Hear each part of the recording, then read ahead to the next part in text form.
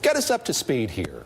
What confidence do you have that Mimi and Adrian and Andrew and I are going to be able to see that report when Robert Mueller finishes it? Well, I think that the House clearly expressed this intent, 420 to 0 with 4 Republicans voting present, but overwhelming bipartisan support for the notion that once Bob Mueller completes his work, once the report has been submitted to the Department of Justice, it should be made available both to Congress and the American people. And yet we look at what happened on the Senate side, and how do you react to that, to what Senator Lindsey Graham tried to do? Well, listen, there's still going to be members of the Republican Party who will conduct themselves not as separate and co-equal branches of government on behalf of the American people, but as some senators have put it, as members of a Trump-like cult, and that's unfortunate.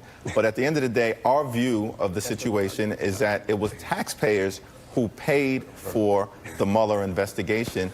Taxpayers deserve to know what the findings are, whether it implicates the president or whether it exonerates the president. Maybe when you look at the landscape outside of that Mueller report, again, the waiting continues here, but what happened in the Manhattan District Attorney, what's happening with Tish James's investigation going on here in New York, do you see this evolution happening? Are we at a pivot point in this investigation? I think we are. And look, a lot of people, are reading into the fact that Andrew Weissman is leaving the special counsel's office. And I think that's right to read something into it. In other words, I think we're going to move from the phase where all of the focus, even on the federal level, is in Mueller's office to where it's going to be on different offices throughout the Department of Justice, different branches of the Department of Justice. I think we're going to see more people within Mueller's office leaving. And that doesn't mean, though, necessarily that the investigation, and certainly not the prosecutions, are ending, right? I mean, we know Roger Stone is going to trial. We know Gates's cooperation has been extended. And that's the two things are not inconsistent, because I think that Mueller can be handing things off to different prosecutors' offices within the Department of Justice, and that's not a bad thing. The Department of Justice as a whole is fully equipped to handle important, complex investigations. And we have a saying in the U.S. Attorney's offices that prosecutors are fungible. And not that the ones who worked for Mueller are not extraordinary, they are. But every office has extraordinary prosecutors and people who are, dedicated to seeing these cases through. And this may take years to unwind this. I mean, there's a lot to investigate in many different areas. And so I think we're going to start seeing that shift. And then, yes, also the state prosecutors in different ways come in. And you're seeing the justice system as a whole, I think, working together, but even if maybe at odds at times, you're seeing different parts coming in to make a fuller picture, I think. I know Andrew has a question for you, but let me ask you one quickly here. You heard what the House Speaker had to say about impeachment this week. I wonder what your reaction was, if maybe you grabbed her by the elbow and said, we should tone down the talk on this, let this play out a little bit more yet. Did you see her as forestalling anything by saying what she said? Not at all, and I think she articulated an incredibly important standard. Essentially, what Speaker Pelosi laid out is that the case should be compelling, the evidence should be overwhelming, and public sentiment with respect to impeachment must be bipartisan. So people read too much into it, you think? Absolutely. I think people consistently read too much into impeachment on the topic generally, because we recognize as House Democrats that we were sent to Washington in the majority to get things done on behalf of everyday Americans, to lower health care costs, to protect people with pre-existing conditions, to drive down the high cost of prescription drugs. That will continue to be our focus. Andrew. It seems to me the argument that a lot of House Democrats are making is that and this was well articulated by Speaker Pelosi, this idea that public sentiment, public opinion has to be so overwhelmingly turned against the president such that it's no longer politically expedient for Republicans to remain in the president's corner politically and in terms of the vote count in Congress. But you're seeing this split versus folks who are saying it must be bipartisan, and other folks within your caucus, even some senior members, saying it should be based solely on the evidence, and we, meaning Democrats, should not wait on Republicans. Do you see that split right there, and how do you reconcile those two sides? How's the case going to be made? Yeah. Well, I think the overwhelming majority of the House Democratic caucus is of the view that we should wait until these investigations conclude themselves, primarily the Mueller investigation. But as Mimi articulated, we also have investigations taking place at the Southern District of New York. Now we've got an investigation by the Attorney General's office, an investigation by the District Attorney's office in Manhattan. It can yield different things.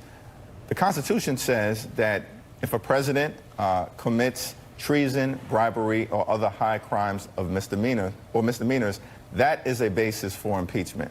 And so fundamentally, the standard has already been laid out. That is a high bar to follow. Now, with respect to the bipartisan nature of the dynamics, that essentially has been built into the United States Constitution. Impeachment is just the beginning of the process. It's the equivalent of a grand jury indictment. The actual trial takes place in the United States Senate. And the framers of the Constitution have made clear, because 67 senators would have to vote to convict the president, leading to removal, that essentially has to be bipartisan in nature. So you're saying we shouldn't have to wait on Republicans in order to start impeachment proceedings? That's not what I'm saying. What I'm saying is the framework has been set forth such that an indictment is one thing, yes, that's impeachment, but responsibly to proceed, it makes sense that the evidence has to be overwhelming and that the public sentiment should be bipartisan in nature in order to complete the process, and that you shouldn't separate impeachment from removal. When you had all these other countries, the EU grounding these planes, a lot of political pressure on the U.S. to do that. Fundamentally, that's not how this is supposed to work. The FAA is supposed to figure this out on a scientific basis and make it on its own. But as I said, you had the president previewing that announcement in the Oval Office in those off-the-cuff remarks. Well, these are unconventional times, and every time the president tweets out something like that, I think millions of Americans are asking the question, when will our long national nightmare be over? But putting that aside, I think the dynamics that we're dealing with, Congress will seek to answer two questions. First, is there a technical glitch connected to these models of aircraft that are essentially forcing them to nosedive, and at least in two instances have caused a crash over the last 6 months? That's the first question. Second question is, given the new technology that seems to be connected to this model of aircraft, have the pilots been given adequate training in order to manage the technology that appears to have been given several people some difficulty?